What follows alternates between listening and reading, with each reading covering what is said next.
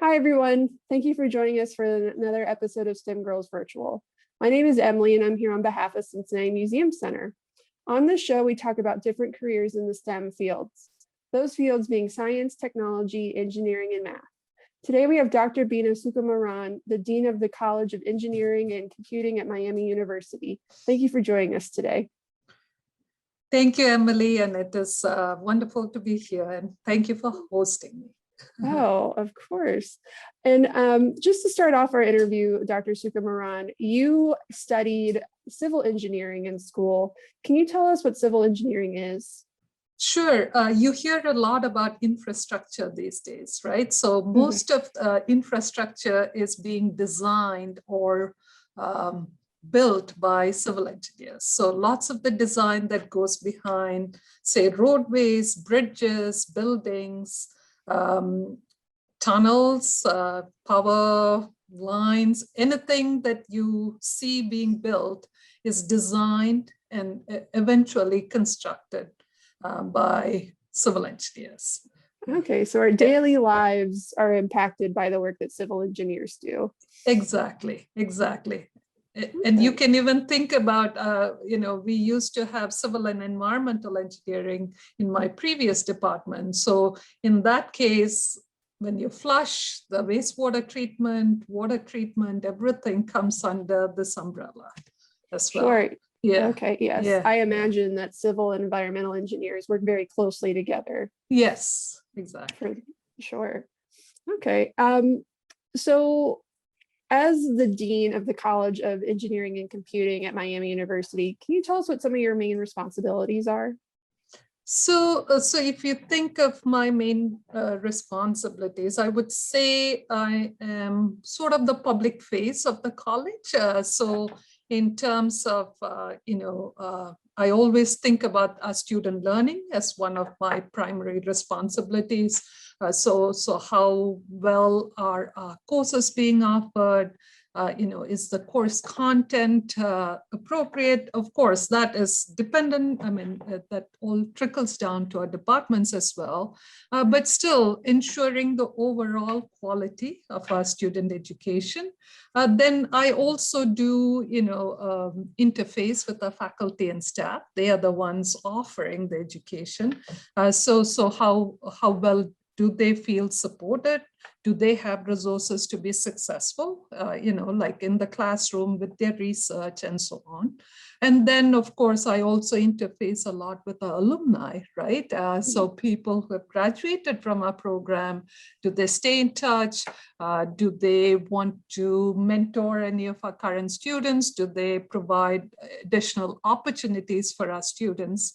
Right? And then there is also the fundraising component. Even though we are a public university, the funding for universities are not robust from the state, right? So we have to look for outside funding because we want to support students who don't have the means to go to college, right? So that is also a significant portion of some of the work that I do. Right. Yeah. So you juggle a lot of things. I juggle a lot of things, yes. And every day I can go from, say, discussing the nitty-gritty of curriculum to handling, say, emergency faculty leave or a staff leave to, say, meeting with, prospective donors or some of our alumni in the area. So it can be quite varied, but it is exciting. Yeah. Yeah, I'm sure that you have a lot of variation in your day-to-day work. I'm sure COVID has affected that a lot, but pre-COVID especially, I'm sure that every day was probably a little different than the day before. Yes, for sure. And, I started at Miami during COVID. So I started last August. Wow. I'm, a recent transplant to the area. So that itself has posed its own challenges, right? How do I meet with my students? How do I meet with my faculty and staff? So all of us are experts at online, but that is no substitute for meeting someone in person, right? So it's been a challenge for sure. Yeah. Yes, and something I think a lot of people can relate to over the past year plus that we've been in this. Yes. So can you tell us a little bit about the program of engineering and computing at Miami? Sure, definitely. So if you look at our engineering and computing program, I think it builds on Miami's strength. So Miami's strength is that liberal arts foundation that we provide. So that is the foundation that we build on. So we have that liberal arts core, and then we have the technical and engineering and computing disciplines that are built on that. So if you look at our students, they have varied interests. So they are not the stereotypical engineer or computer scientist. They tend to have interests outside of engineering and computing. Some of them have multiple majors or minors. So they might be minoring in theater, or they might be majoring in fashion design, right? So we have these very eclectic, and I would say, students with this varied interest, which makes them, I feel, natural leaders in the profession. Because they come with these additional skills. They are very good communicators. They tend to, have other passions other than just the technical aspect of it. And then the other thing that, our college is also known for is we have a theme that runs through our curriculum called socially engaged engineering and computing. And the reason for that is we want to show that engineering and computing is not only about, say, designing devices or coming up with a software for something, but it has societal implications, right? It can affect society if used well, very positively, and it can have a positive impact. So under this umbrella of socially engaged engineering and computing, we have something called the Grand Challenges Scholars Program, which is a national program. So where students can work on some of the global challenges that the National Academy of Engineering has identified. So some of the projects that our students might be working on is like, how do you make a better medicine, or how do you deliver better medicine, right? Clean water is a big aspect in that. Virtual reality, augmented reality, that is another aspect. But it has, whatever we do, we try to thread in this socially engaged engineering and computing theme because we feel that that appeals to a diverse student body.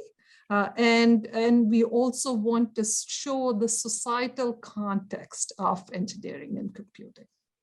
Oh, wow. And I love that you have students that might have some eclectic backgrounds. I've interviewed folks for this show before where they themselves were told they had to pick one thing they really liked and study that all through school. And a lot of them broke those expectations and still studied dance or art. Yes. And they feel that, yes, that their artistic background really aids them in the STEM work that they do. You have to be creative, and the arts are creative, and the sciences have to be creative. Exactly. So, oh, that's awesome. And I love the socially engaged part of that. Again, like I was saying earlier, civil engineers really, we see what they're working on, and we're using what they've built every day. And there's biomedical engineers, there's mechanical. So there's so many types of different engineering, and they really impact how you go about your life every day. We might not think about it. Exactly. And if you take any aspect of engineering, so we have electrical and computer engineering, we have computer science and software engineering, we have chemical, paper, and biomedical engineering, and mechanical and manufacturing. So if you take any aspect of this engineering, one of the other things that we have under the socially engaged engineering and computing theme is the Miami University Center for Assistive Technology. So how do you design and develop assistive technologies for persons with disabilities or the older populations so that they can live independently and function? So we have a competition around that every year, a design innovation challenge, and we just had ours for this year, and you should see some of the projects that they come up with. It's so innovative. One was around having a smart mirror in the bathroom, and then having a medicine dispenser So you can put in your prescription. So somebody with early stage dementia who might forget, so this would automatically dispense at the times when they go in and everybody uses the restroom, right? So Right. it is sort of built in. So that was one. Another one was around people, who have vision challenges. So it was coming up with a system where they could actually, so when you store food in the refrigerator, you could have these tags on the food so that you know when it was stored and when it might expire. So, so they can actually figure that out. And they even tested it out on some folks, and the feedback was very positive. So it's like a step in. So they design real life solutions to problems that will help society. And I think students get very excited. And even the teams that worked on it, they were so multidisciplinary. We had teams from not only our college, but from a school of business, from a college of creative arts.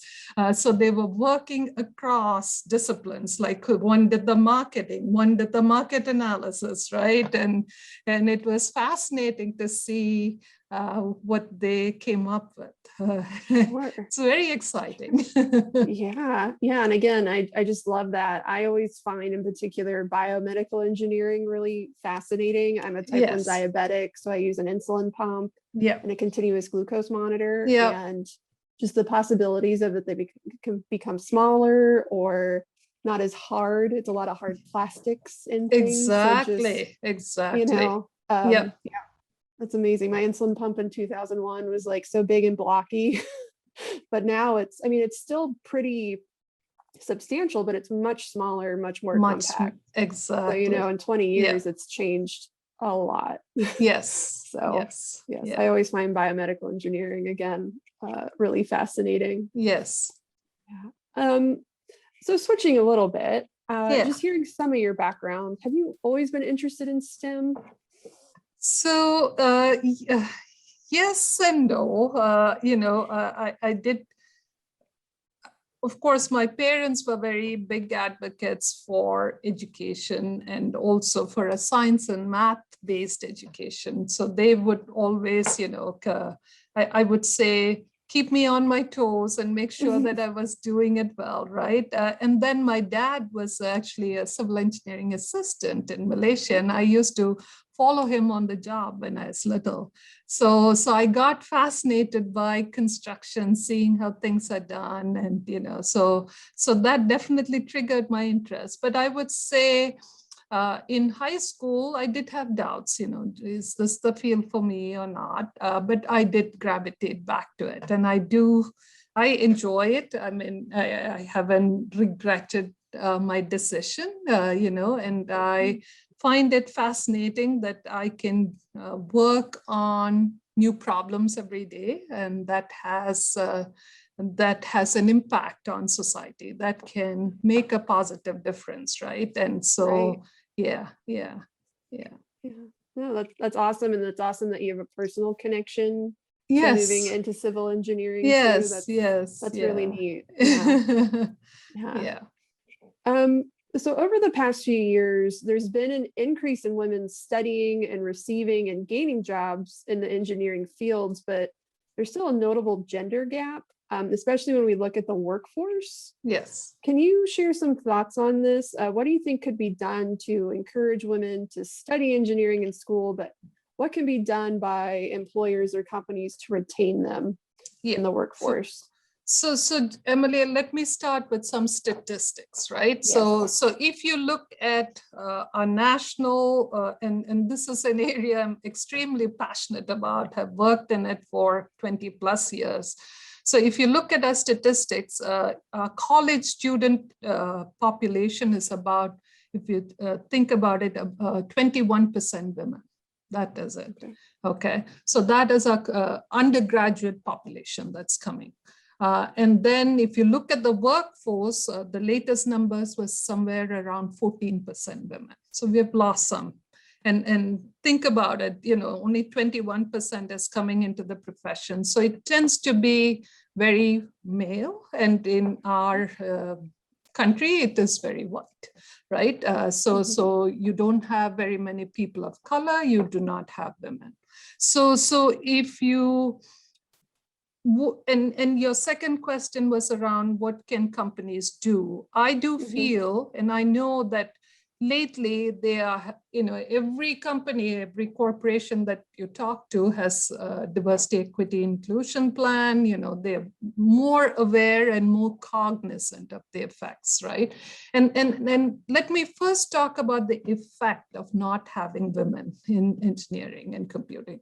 So think about the designs that we do, right? If it is done from a very male perspective, it doesn't account for all users.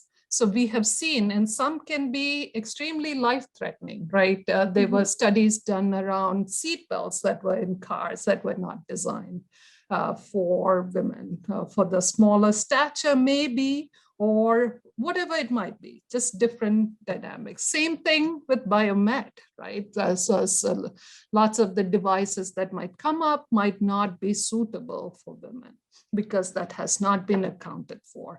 And then lately you've been seeing all the impact that artificial intelligence and the big data analytics, because all the training sets that we use to develop these algorithms are based on training sets that are chosen by computer scientists, right? So if the data sets they're choosing is from a certain population, it misidentifies women, it misidentifies people of color, and it has real life implications. I mean, because they're using it sometimes to do, look at criminal recidivism, right? So people have been wrongly accused, people have been thrown in jail for, so it has real life impact. And so if corporations, and they've realized that this is a big flaw, that the products that they're developing are not inclusive. And now if you take it even beyond our country, right? If you think about most of the things that we develop is for the globe, and the populations differ across the world. Their physical characteristics might be very different from what we are designing for, but we are assuming that the standard is one standard, right? And we are going with that. So we don't develop the best devices or the best software or whatever it might be. So what corporations can do, and in fact, yesterday I just read, Emily, that as a result of the pandemic, women are going to be set back even further in STEM. Okay, so this is the impact, right? Because of what the societal norms might be, whatever it might be, they're born more of the child caring responsibilities, work at home, all these other things. So we're losing people. So why not think about how you design your workday, how you design, if you truly want to be inclusive, don't make it all equal. Equal doesn't mean equity, right? Equal, right? You have to think about who your workforce is and how do you retain them. But the other thing is, of course, if you feel like you're not listened to, and this happens all the time. I have so many colleagues, and myself, right? You are usually one at a table, or maybe two.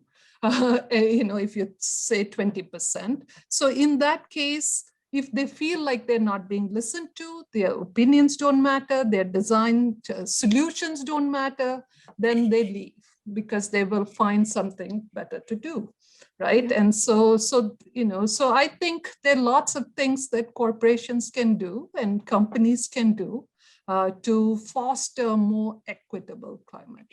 And I would say this applies to people of color as well. Yes, I did. Yes, I had a follow-up question. You covered just this slightly, but there's even less women of color in the engineering field.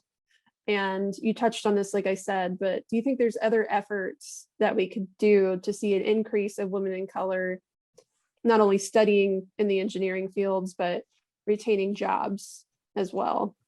For sure. And some of the things that we are thinking of is we have to expand outreach to K through 12 because that's our pipeline, right? So what could we do so that we put engineering and computing careers in front of students and tell all students this is something that you can aspire to be, and you don't have to fit a certain stereotype to be in the profession, right? So there are some things that we can do. Maybe it's through summer workshops, maybe it's through year-long workshops, maybe it's through some of the competitions that we have, around robotics, around other STEM-related competitions and so on. But dispelling that myth, right?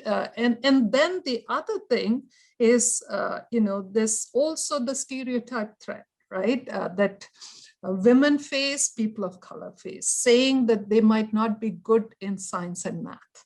And in fact, there have been studies showing that by age 6, a young girl has that impression that she's not as good as the young boy, right? So where are they getting these messages from? Sometimes it's the family, sometimes it's our society in general, sometimes it's the way we even treat young girls and, with the toys that we get them, with the socialization that we do and so on, right? So you have to be very cognizant of it. And I would say families have a role to play in this. Teachers have a role to play in this. So another thing that we should do is probably provide training to teachers on how they can incorporate more science and engineering, STEM content into their classroom, right? And how do they tap into the engineers and computer scientists in the area? Maybe they could bring some of that expertise into the classroom, or the teachers themselves have it. And then the language that they use, right? Who can do this and who can do it in the classroom? Who do we say is welcome in this profession? And it also requires some training of even the peer population. I have seen some young girls getting very discouraged because their peers discourage them. I have a daughter myself, and I've seen that happen quite frequently. So we have to, in some ways, there's some societal changes that's required. And then changing the language around how our profession talks about what we do itself is also very important, I feel, Yes. So, yeah. Yes. And that's why I think it's important to talk about it, because that will be one way in which societal change can happen, is if we begin talking about it more and more. Yes. And be aware of how we're addressing our children, nieces or nephews, or yes, things like that. Yeah. And Emily, a classic example is computer science, right? Like actually during World War II and post-World War II, it was mostly women who were programmers.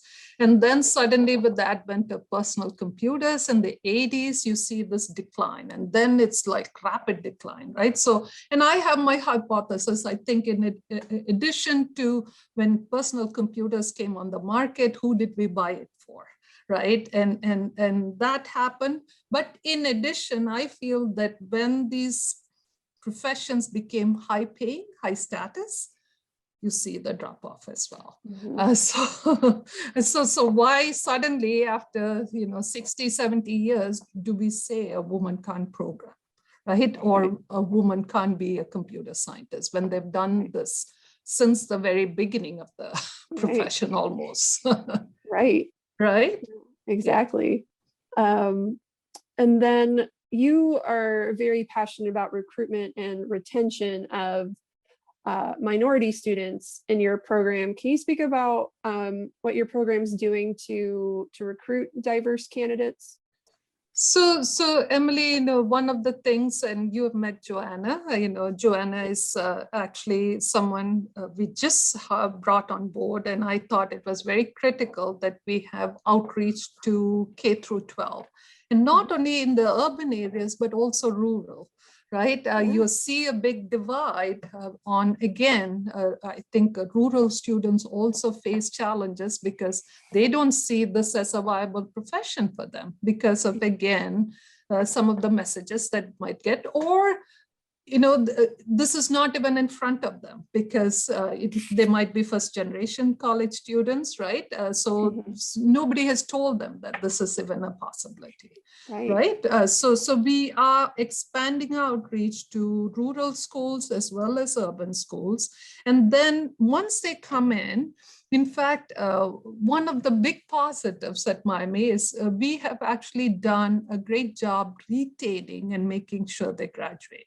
So if you compare our graduation numbers, our women graduate at a higher rate and they do much better than our male students. So if they come in, they really do well. And in fact, most of them even lead lots of our organizations, okay? And then our students of color, they also graduate at the same rate as a majority population. So we don't see that disparity. We try to support them. We have a National Society of Black Engineers so that they have a safe space, right? We also have something called the Louis Stokes Alliance for Minority Participation. So these are, again, based on students of color from socioeconomically disadvantaged backgrounds. We provide lots of mentoring and support. Through programming, through interactions with professors and so on. So all 4 years, that they're here. And then we also have other kinds of programs like very proactive advising so if we see a student that is struggling, we engage with them immediately. We ask them what is going on and we try to provide that support. Then, of course, we do want to change the culture around how we teach even, right? That is very important. So I'm a big, strong advocate of inclusive pedagogy, right? How do we teach more inclusively? Is the testing systems that we use, is that, accommodating different learning styles, right? Who do we showcase as our role models in our profession? Right. Who do we bring in as speakers, right? Unless they can see these aspirant role models, they might think that it's not possible, right? They don't see anybody like them in the classroom.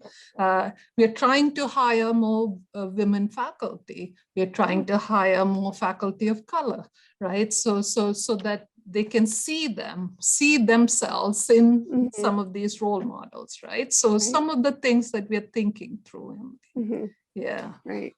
And to go all the way back to the beginning, when you said you work with alumni and bring them in, I imagine that's another opportunity for students to meet former students and see it allows them to network. It allows them to, again, maybe have a mentor and find someone who looks like them, thinks like them. Exactly. So mentoring is always really important, but it becomes full circle almost. It does. Right? And we have even talked about setting up a tiered peer mentoring program.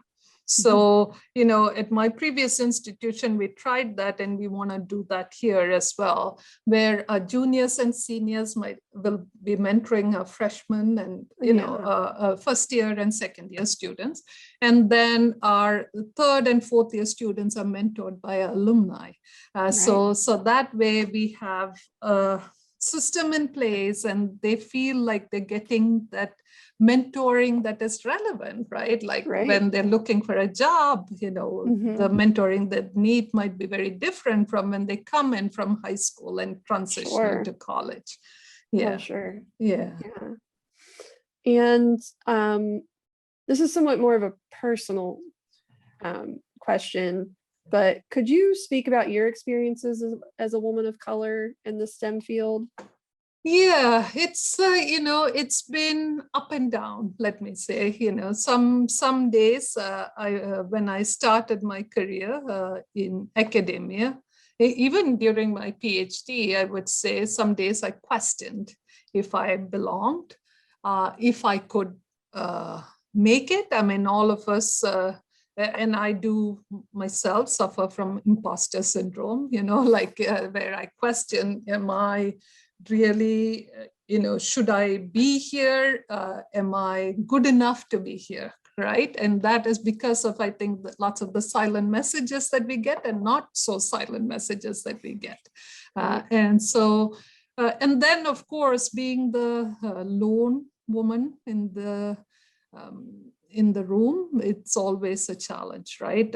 Like in my subspecialty within civil engineering, there were 29 of us women nationally, and all of us knew each other, and we supported each other, and we helped each other. That was, about 20 years, 30 years back. But it can be pretty isolating, and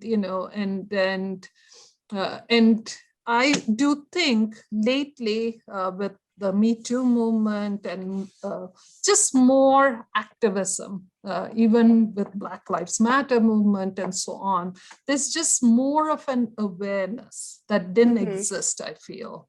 We always knew there was a problem, but people, they were just not that aware.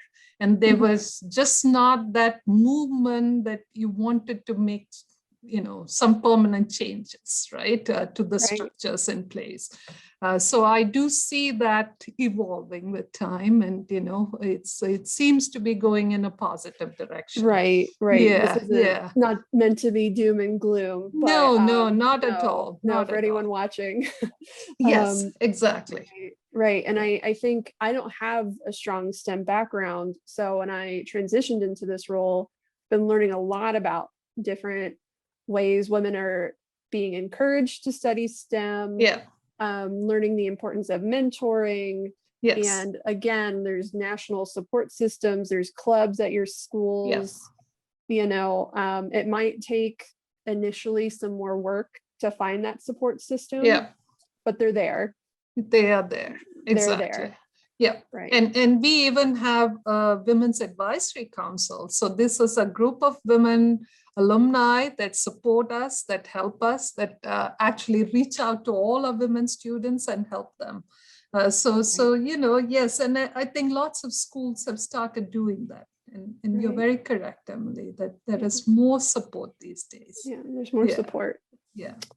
Can you add any additional resources for our viewers who may be interested in learning more about engineering? We'll list the engineering and computing program at Miami, but do you have any others for some of our viewers? Yeah, if I were to think nationally, I know that there's a radio program called Women in Science, Technology, Engineering, and Math on the air, right? It's from NPR, I believe. There's NPR. A STEMinist, yes, there's a STEMinist.com, which profiles women. So that is very helpful. Just around technology, so computer science technology, the National Center for Women and Information Technology, we call it NCVIT. Okay, so that is a good resource. VPAN, so Women in Engineering Proactive Network, that has good resources. The Society of Women Engineers has good resources. blackengineer.com, that's another one for African American Black engineers. Anita Borg, AnitaB.org. So she is one of our, pioneering computer scientists. So around that, so there's, and then for teachers, there's something called the STEM Outreach Collective. So that's again a .org. And then, we talked about toys, right? So when you're looking at toys for your children, I have liked this one thing, and it was actually run by these women engineers. It's called GoldieBlocks.com. Yes, and I don't know if you've seen their ad. They have some really cool ads as well. But I thought that's a cool resource just to see what's out there, right? And I know lots of stores these days have STEM-related toys and so on, but it need not be, but even more gender neutral kind of toys, right? Yes. Yeah. My nieces and nephews love Legos equally. Yes, exactly. Exactly. Yeah. Right. Wonderful. Yeah. So I have just one last question for you, Dr. Sukumaran. What advice would you give to young women and girls who are interested in STEM and looking to have a career in a STEM field? Sure, I would say, please come and join our profession. It's an exciting time to be an engineer or a computer scientist. If you think about jobs of the future, I think the majority of them would be in engineering and computing. And we are seeing that. I mean, there's such a huge demand. And it's also, I mean, you get to work on such cool projects that make such a huge difference, right? So in society. And so think about that. You could have that impact.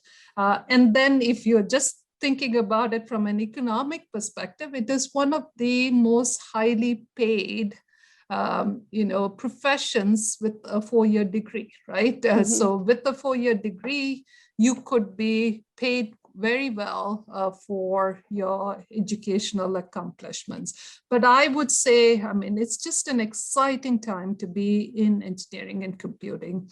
And I do feel that we are making some advances, especially in areas that require us to put our minds to it, and we're making huge differences, right? So if you think about the challenges facing the planet itself in terms of climate change, lots of the solutions are going to come from engineers and computer scientists, right? So you could be tackling these global problems if you come into the profession. And if there are more of you that come in and we reach at 50-50, we'll not have this challenges that we face with underrepresentation of some groups, right? So everyone is welcome. And remember that anyone can do science or math. Don't let anybody tell you that you cannot. And if this is your passion, please do come and join the profession. Right. Thank you. No, that's wonderful advice. And yes, you got to make a step and join. So, yes. And you heard everyone, you're welcome. Yes. So thank you so much for joining us today, Dr. Sukumaran. And thank you everyone for watching, and we'll see you next time. Thank you, Emily. Bye-bye.